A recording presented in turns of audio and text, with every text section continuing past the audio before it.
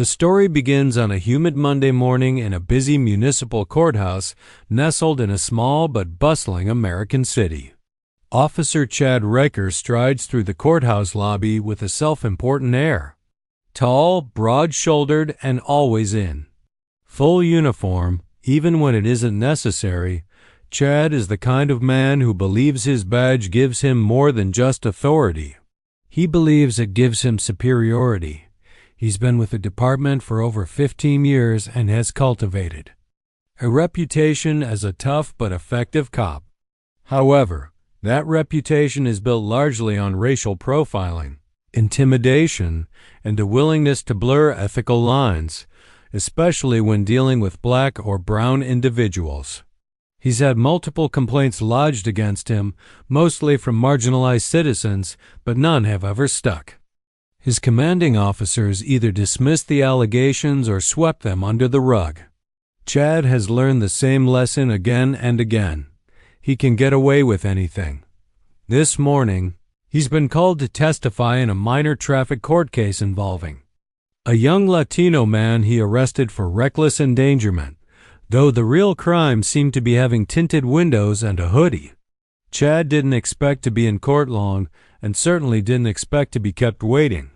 He enters the courtroom and finds it empty except for a few staffers and a black woman sitting confidently at the bench, calmly reviewing case files. She's dressed in a charcoal gray suit with minimal jewelry, her hair neatly pulled back. Chad instantly assumes she must be an assistant, or worse, a defendant who wandered in early and sat where she shouldn't.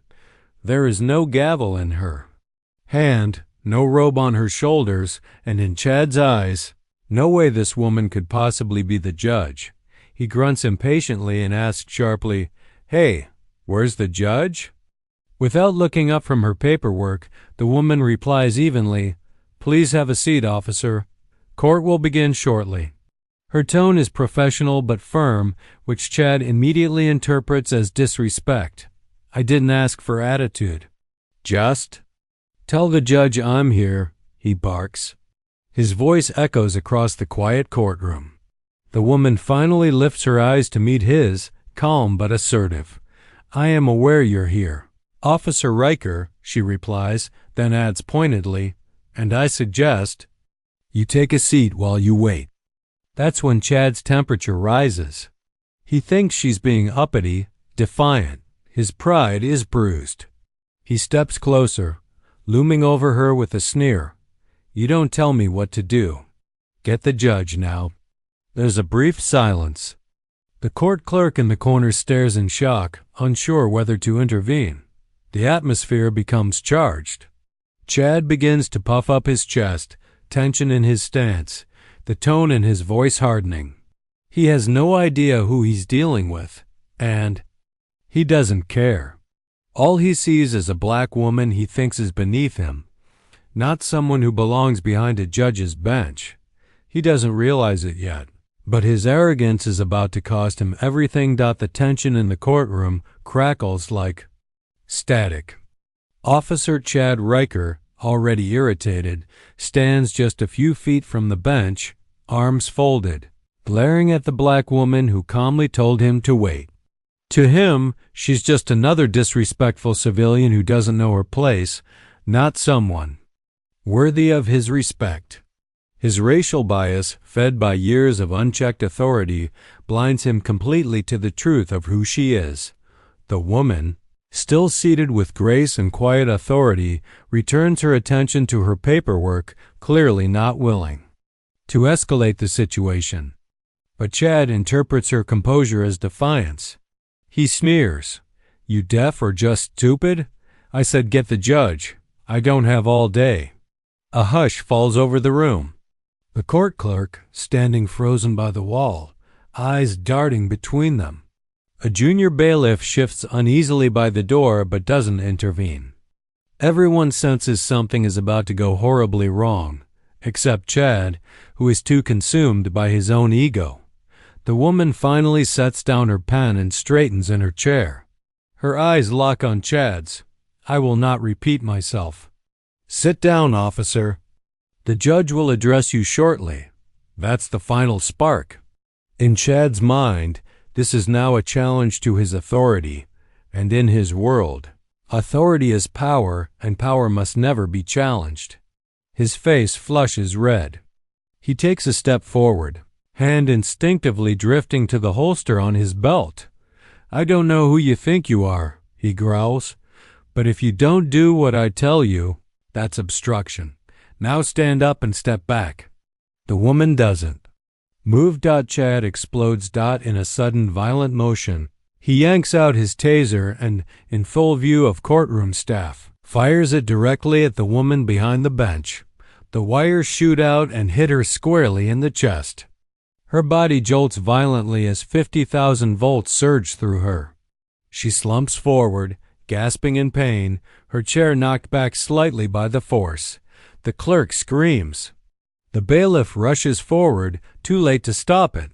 The entire courtroom freezes. A moment, there is only the sound of the woman's labored breathing and the hum of fluorescent lights overhead. Chad stands there, panting, heart racing, convinced he's just put an aggressive woman in her place. He mumbles, "She was resisting, being difficult." But something is wrong. No one moves to support him. Instead, eyes widen in horror. Court clerk stammers, "Oh my God. Do you even know who she is?" Paramedics are called. The woman, still breathing but weak, begins to recover from the shock. She slowly pushes herself up. Her suit is wrinkled, her hands shaking. But her voice is clear. "I am Judge Aria Blake," she says coldly. "And you just assaulted a sitting judge in her courtroom." A stunned silence descends over the room. Chad's mouth opens, then closes. He looks around in disbelief as courtroom staff back away from him. The courtroom security camera blinks. Quietly in the corner, having recorded everything. And in a flash, the powerful cop realizes he's not the one in control anymore. The air in the courtroom turns ice cold. Every eye is locked on the woman who now stands, still trembling from the effects of the taser. Her voice had cut through the silence, like a scalpel. "I am Judge Aria Blake, and you just assaulted a sitting judge in her own courtroom." Time seems to stop. Officer Chad Riker stares at her, stunned. For a brief moment, it's as if his brain can't compute what he's just heard. His smug confidence evaporates. His jaw slackens.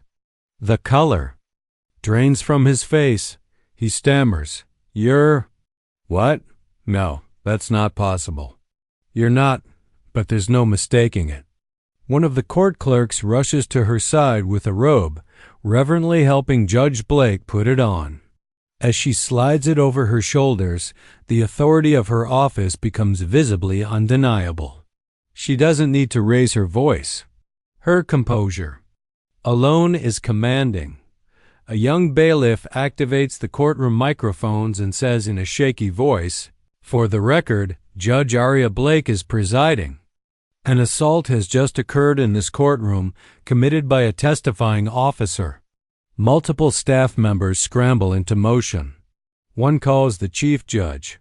Another dials 911 again, not for medical assistance this time, but to report a crime. The court's internal camera system has captured the entire incident in high definition. Every word, every movement, every burst of electricity, it's all documented. Chad tries to regain control of the situation. "This is a misunderstanding," he blurts. "I thought she was someone else. She didn't identify herself." Judge Blake turns toward him slowly, her expression unreadable. "I told you to sit and wait. I spoke with authority. You refused. You escalated. And when I didn't bow to your assumptions, you resorted to violence." Her voice is calm, but the impact is crushing. Chad knows he can't talk his way out of this one. Every excuse he has. She looked like a clerk. She had an attitude. She wasn't in her robe. Now sounds paper-thin and grotesquely racist in the echo of her formal courtroom. Court security is now present in force. They approach Chad and respectfully, but firmly, disarm him. He looks stunned as they remove his taser and badge. "What are you doing?" he asks, panicking. "I'm a cop. I'm supposed to be here."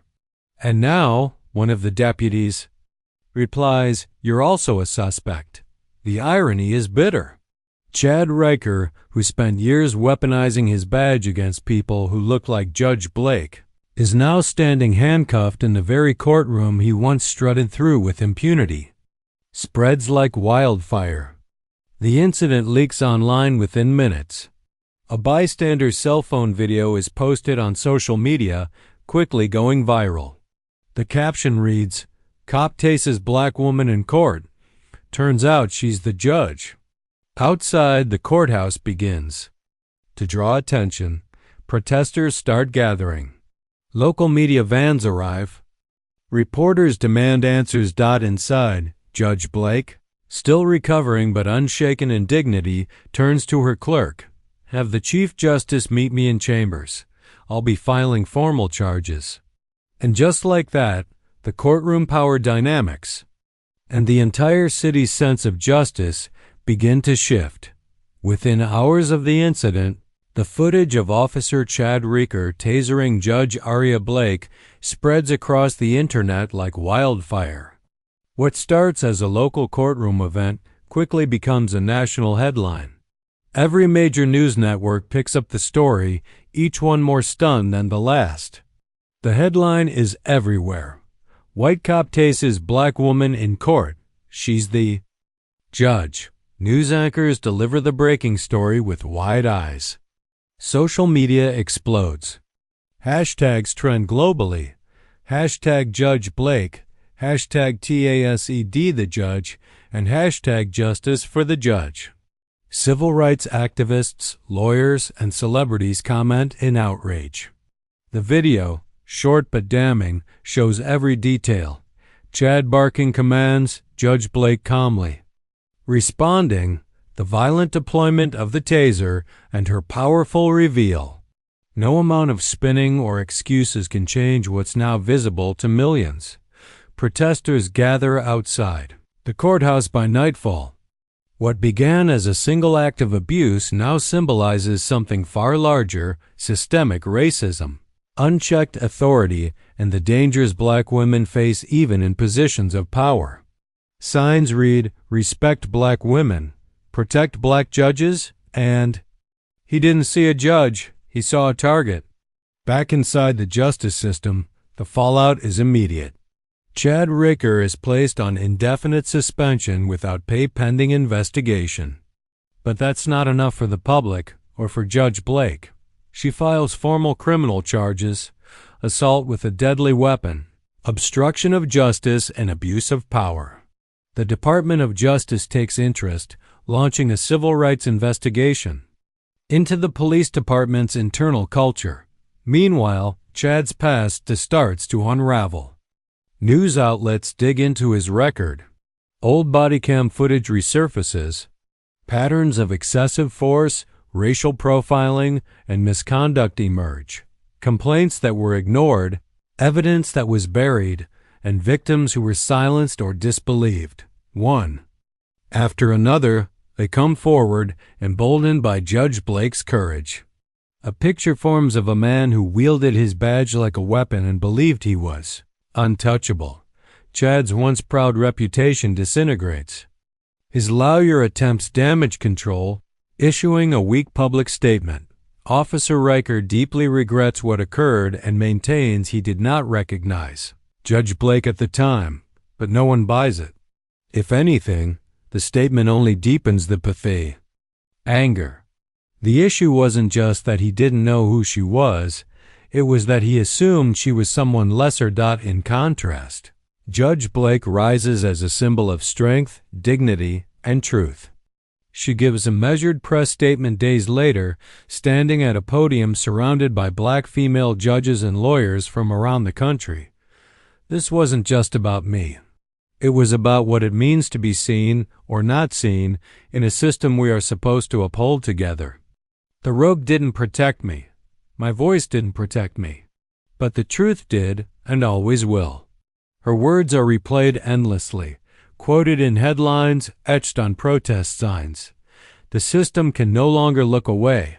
What was once quietly tolerated has now been violently exposed. And Chad Riker, once the face of tough policing, has become the face of everything wrong with it.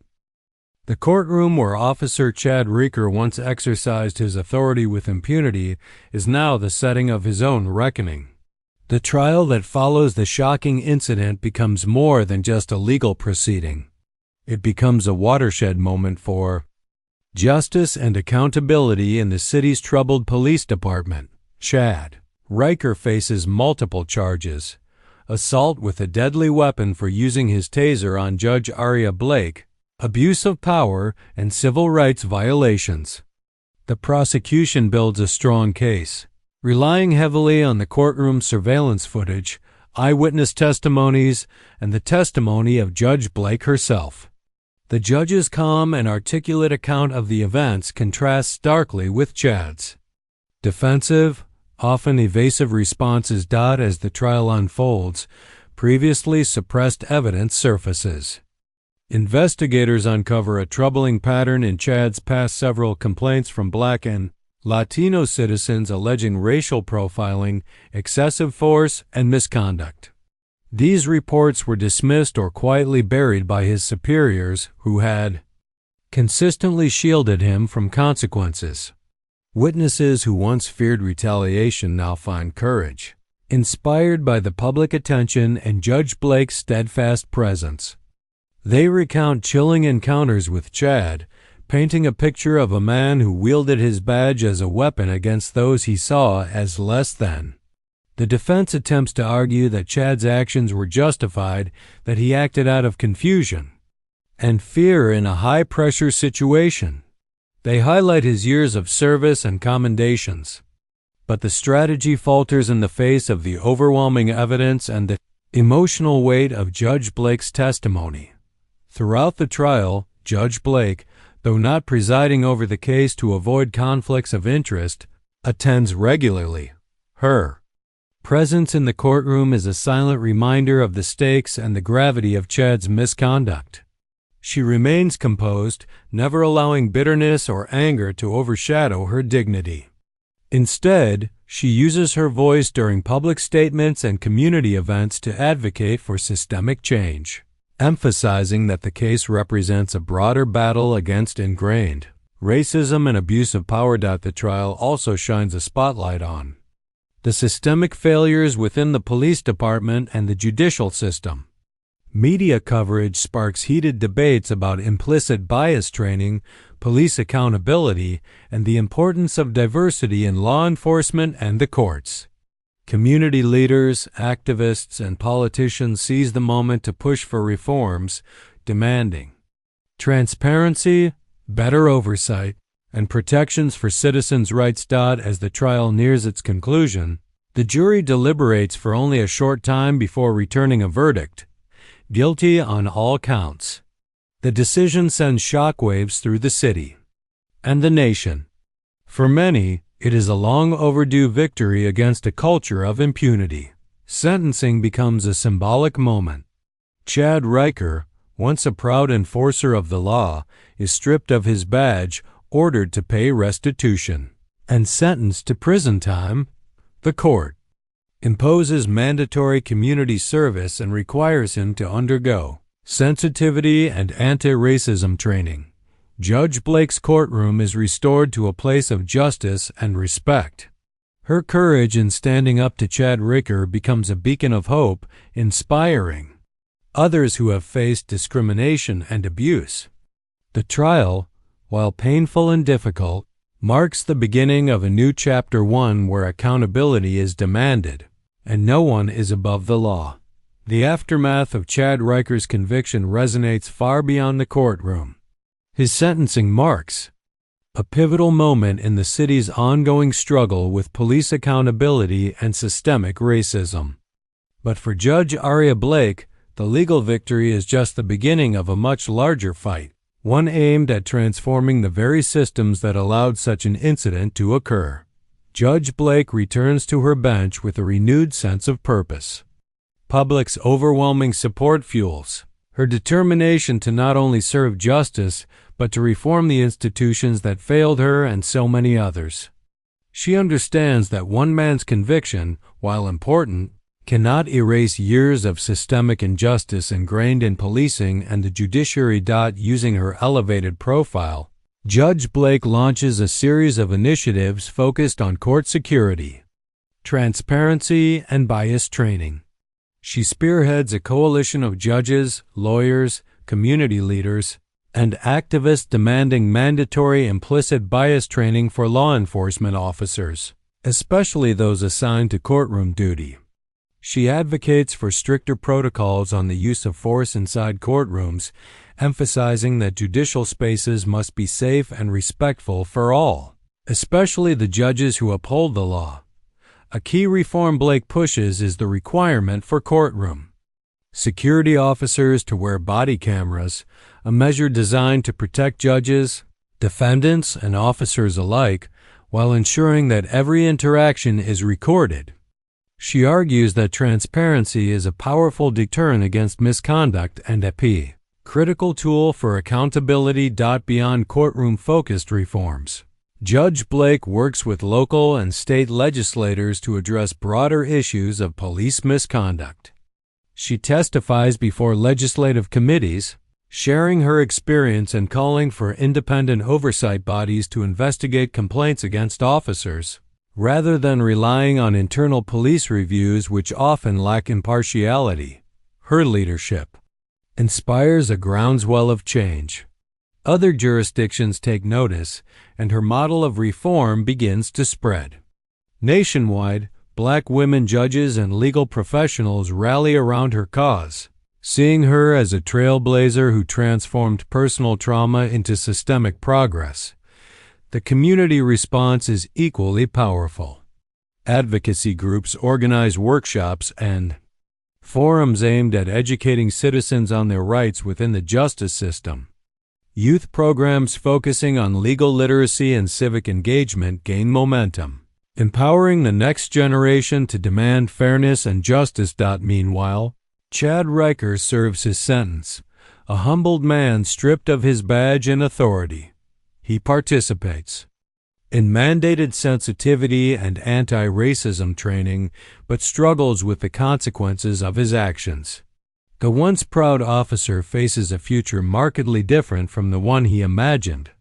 His fall from grace serves as a cautionary tale across law enforcement circles, a stark reminder that abuse of power can no longer be tolerated or hidden. Judge Blake's impact culminates in a keynote speech at a national legal summit. Standing before an audience of judges, lawmakers, and activists, she delivers a powerful message. The law is not a weapon, especially not one wielded by fear or prejudice. It is a shield for the people, a promise that justice will be served fairly and without bias. That promise demands we confront uncomfortable truths and change what no longer serves us. We owe that to every person who walks into our courts seeking justice. Her words resonate deeply, underscoring a collective call to action. The story closes with a powerful image. Judge Blake seated at her bench, ROBs flowing, calm, and resolute. In the courtroom pews sits Chad Riker, now a defendant, shackled and subdued.